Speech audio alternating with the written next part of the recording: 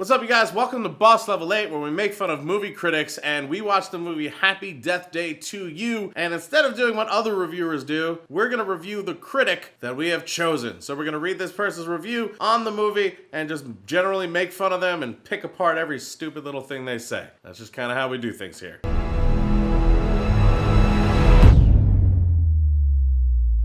But before we get started, if it's your first time here, make sure you hit the subscribe button. That way you get notified every single time we have a new video and you don't miss it, and you don't want to, because you're gonna have so much fun right now. Now let's take a look at this critic's review. The one thing to say about Happy Death Day to You, the sequel to the surprise teen slasher 2017 hit, is that it made me reevaluate my disgust for the original. It's kind of funny. So you hated the first one, and now this one makes you rethink that. That means every time they come out with a movie, it's gonna make you like the previous one, so they're never gonna win with you. Just in hindsight, it's literally the movie that got away every time. It's like, you know, I just should have treated that movie better. Like, how did I forget its birthday? It's birthday! How? That movie, about a girl caught in an endless loop of reliving her birthday, culminating in her murder until she found out who the killer was, at least stuck to the rules of its universe. It cleverly adapted an unfortunately burgeoning genre of film, the Groundhog Day ripoff, into Scream-like movies. You're saying that's a new genre of movie? That's like, where people are ripping off Groundhog Day? Is that a common thing? I don't even know if that's common. Also, I'm pretty sure Groundhog Day isn't even the first to put that on screen. Wasn't that in like Twilight Zone episodes? And like, wasn't that in old creature features where people were like, what's going on? This keeps repeating? It's not an entirely new concept. Also, taking a concept like that and putting it into a completely different style of movie, isn't that fine? Isn't that what we want people to do? Like, if the electric guitar was only allowed to be used for rock, we would only have electric guitar and rock. And if that happened, we wouldn't get the sweet, sultry sounds of whatever the John Mayer was doing 10 years ago. The sequel, however, is devoid of any consistency, any self-respect, and anything approaching a coherent plot or an emotionally compelling narrative. It is, in fact, the opposite. Shut up, Mom. Oh, the movie, right. I just heard the self-respect part and I just took it personal. It's gonna be really hard to take any of your criticism seriously because you started this entire thing out saying that now you like the first movie and have respect for it now that you've seen the second movie. So anything that you say about this movie being not as good or just not really working as compared to the first one, which you didn't like in the first place until now, is gonna be hard to take, knowing that by the third one, you're gonna love it. You're gonna love this movie. It's just like having your second child and realizing you liked the accident. That would be the first child. Sometimes condoms break.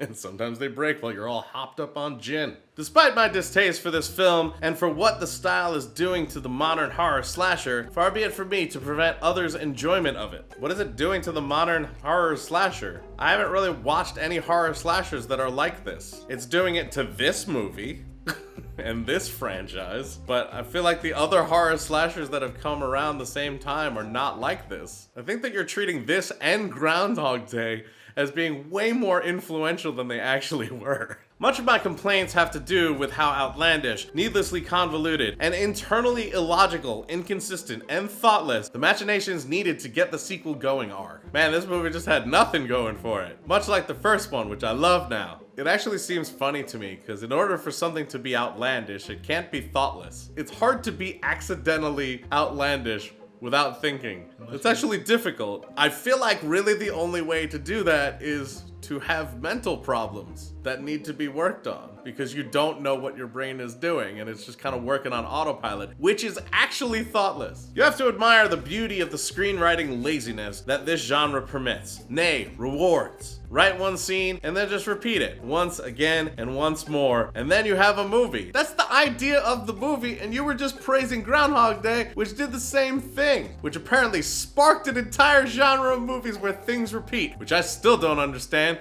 because where are these movies where things repeat all the time? There's not really that many. Meanwhile, we have like 750,000 lawyer shows, and how many freaking movies about like SWAT teams moving into a building. No one's bitching about how that's just convoluted and thoughtless and something that somebody else started. We all know that that started in some other Bill Murray movie.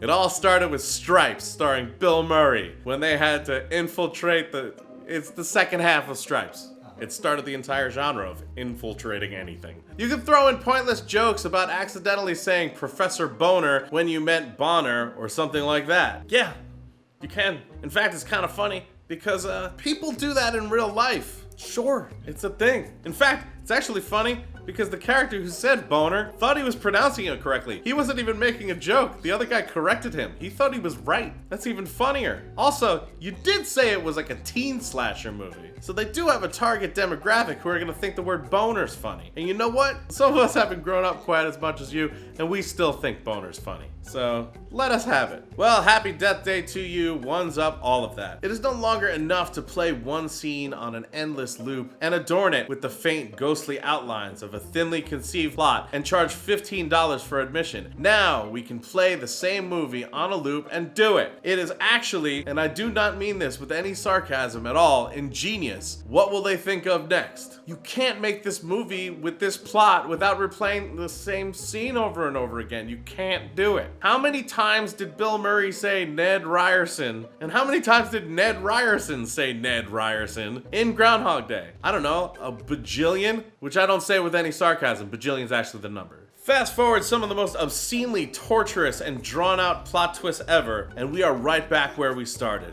It is the original day. Oh, so we haven't even gotten to like the beginning of the freaking movie. It hasn't even started the first 10 minutes of this movie.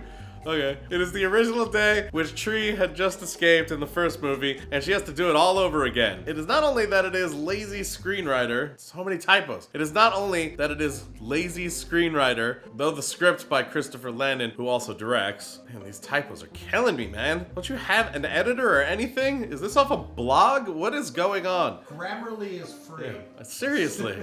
Stop writing your review with autocorrect. Does exhibit sloth. It is that line after line comes in to destroy your will to live, as if by 1,000 cuts. Jesus Christ, man. I don't like, it's just so painful how bad you are at writing. If Tree has to complain that her situation sucks the shittiest balls in the story of shitty ball sucker, do I need to say more? Yeah, you gotta explain why someone who is going through what she's going through wouldn't say that. Especially when they're like a young person in college who's pissed off. There's no reason that they wouldn't be yelling things like that. Have you ever stubbed your toe on a coffee table? Tell me that you're not talking about the shitty balls that are being sucked while you're dancing around holding your foot, just screaming for dear life because of how much that hurts. This girl kept dying over and over and over again. Of course she's gonna yell that. Obviously. I have yelled worse at my mom from a paper cut.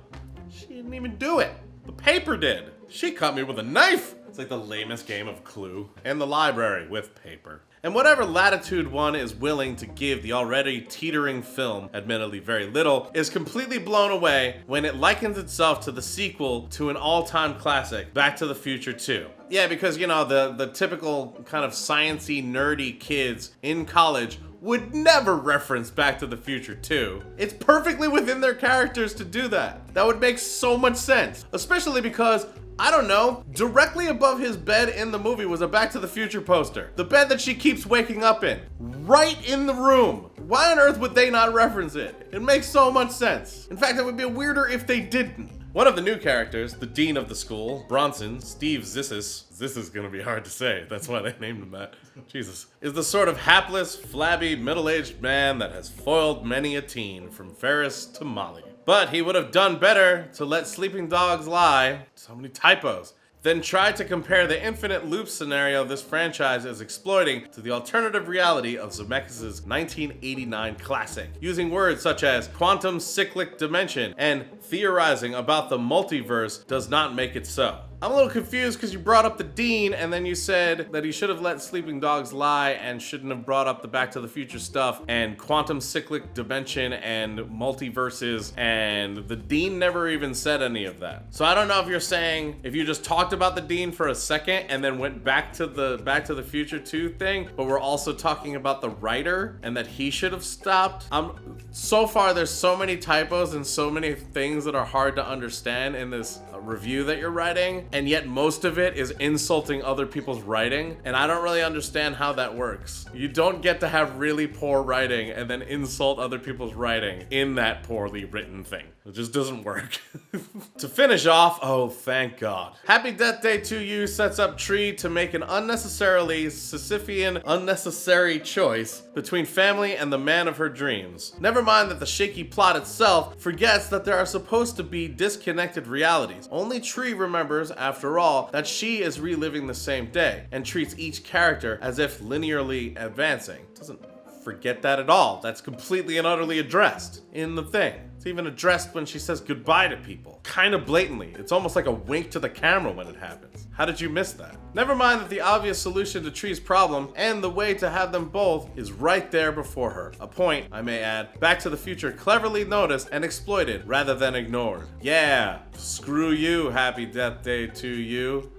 Back to the Future 2 You is better than your stupid movie until the third one comes out, at which point I will love it. The problem is that these sort of emotional contrivances are never necessary in these sort of movies. One is here for the slasher fun and the silliness, not for TV guide emotional fulfillment. In the best case scenario, they expose an already questionable project's own insecurities. In the worst, they take a moribund one and kill it off. So no emotions in a slasher? None? Not allowed to do it? Can't do emotions? No? So the whole like mother-daughter relationship stuff that happened in Halloween that just came out in 2018, we just throw that out the window? No? I could name movie after movie after movie with the slasher where there are emotional things that happen. Particularly the entire Nightmare on Elm Street franchise, which involves fathers and daughters and friends and all kinds of people who actually have emotional connections to each other and have to make choices, and it's not worthless in these kinds of movies. There's a point. It gives us a connection to the people who almost die and sometimes do die. Too bad Roth really is that talented. Though her Mean Girls routine from the original is mostly gone, she still makes you smile with her ironic looks, her woe is me white girl t-shirts, and her enjoyment of her own suffering. I can't argue with that. She is fantastic. Granted, sounds like you only realized until the second movie, but oh well. She's perfectly cast, and if you squint and focus just on her, you may even be delighted. All you have to do is block everything else out. You just sound like a mother who's just like, if I just stare at this glass of wine, all of the things that make me want to die inside disappear. For just a moment. Was that the laundry? Is it done? No, just look at the wine. Just look at the f***ing wine. Just look at the wine. I don't know what it's like to be a mother, but that's what I imagine it is.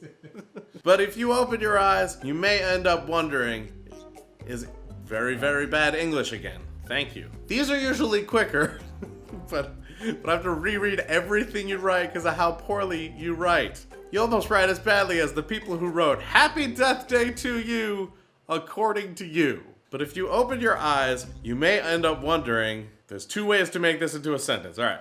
But if you open your eyes, what you may end up wondering is if there is a parallel where this movie is as good as its wasted potential. That hurt my brain so much. I'm to the point where I don't even want to comment on this review anymore pertaining to the movie. I just want you guys to kind of click back, like 10 seconds and just look at what was written on the screen while listening to what I was saying and see how much they don't match. Because a large portion of this review was, bitching about how bad the screenplay was. And this is some of the worst writing I've ever seen. In a world where we have so much technology that you don't even have to spell check or look anything up anymore. Anyway, what did you guys think of Happy Death Day to You? Did you think it was fun? Did you have a good time? Did you hate it? Do you think it's terrible? Put it down in the comments, but more importantly, tell us what you thought of this guy's review. If it's your first time here, make sure you hit the subscribe button. That way you can find out every time I got a new video. Otherwise, you're gonna not know. They're not gonna tell you. They're just gonna hold your hand and say there's a video. Gotta hit that subscribe button. Also, we record these videos live on Twitch, and if you want to check that out and hang out with us, we do a bunch of live stuff on Twitch, and it's super fun, and we talk to you a lot, and it's really, really a good time. Make sure you click on the link in the description so you can check that out and give us a follow. And until we see you guys next time,